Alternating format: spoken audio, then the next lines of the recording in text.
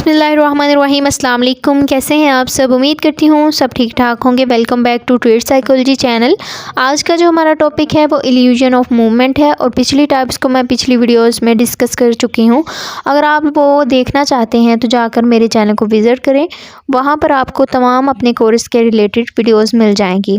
और अगर आप DSM और इसका ट्रीटमेंट भी देखना चाहते हैं तो मज़ीद आने वाली वीडियोज़ के लिए मेरे चैनल को सब्सक्राइब करके बेल आइकन को भी दबा दें ताकि आने वाली हर अपडेट आपको मिल सके। तो चलें स्टार्ट करते हैं अपनी वीडियो को। सबसे पहले आप लोगों ने देख लेना है कि इल्यूजन ऑफ मूवमेंट दरअसल क्या है।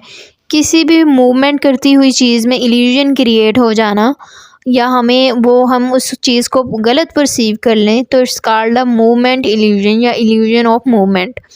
यानी कि एक साकिन चीज़ है जो कि रुकी हुई है, जो हमें चलती हुई नज़र आ रही है, तो it's called a illusion of movement. Illusion of movement के आगे 3 टाइप्स हैं: autokinetic effect, phi phenomena and gamma phenomena, और हम इनको भी आगे डिस्कस करते हैं डिटेल से। फर्स्ट वन पे आ जाते हैं जी ऑटोकाइनेटिक इफेक्ट। और ये ऐसा इल्यूजन है कि हमें एक साकिन रोशनी जो कि बिल्कुल भी मूव नहीं कर रही, वो हमें मुतहर्रिक या हरकत करती हुई नज़र आती है।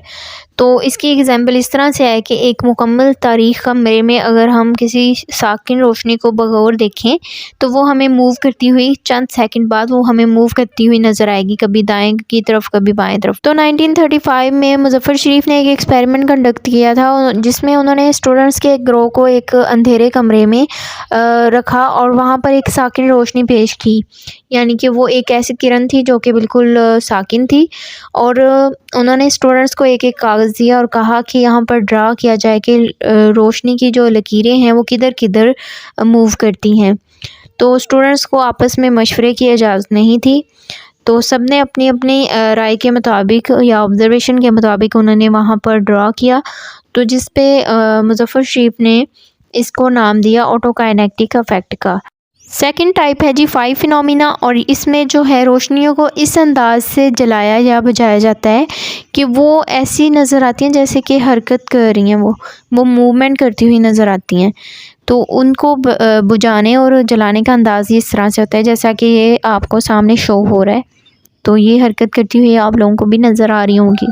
थर्ड वन पे गामा फिनोमिना आ जाता है, और ये एक ऐसा फिनोमिनान था जिसमें रोशनी के ओरिजिन, यहाँ पर लफ्ज़ हुआ है यूज़ ओरिजिन का, को तेज़ किया जाए तो वो करीब आती हुई महसूस होती है, और जब हम इसको मदम कर देते हैं तो वो दूर जाती हुई नज़र आती है। इनके अकॉर्डिंग ये एक ऐसा फिनोमिना है कि जब रोशनी को तेज़ कर दिया जाता है, यानी उसकी लाइटिंग को बढ़ा दिया जाता है, तो तब वो हमें पास आती हुई या करीब आती हुई नज़र आती है, लेकिन जो ही उसे मदम किया जाता है तो वो दूर जाती हुई महसूस होती है। और ये था गामा फिनोमिना। रोशनी में हरकत नहीं पाई जाती बल्कि इसकी शिद्दत में कमी या बेशी हो सकती है, जिसकी वजह से हम परसीव करते हैं इसके गामा फिनोमिना को कि लाइट कितनी हरकत कर रही है, ज़्यादा कर रही है या कम कर रही है, तो इस चीज़ को गामा फिनोमिना का नाम दिया गया था।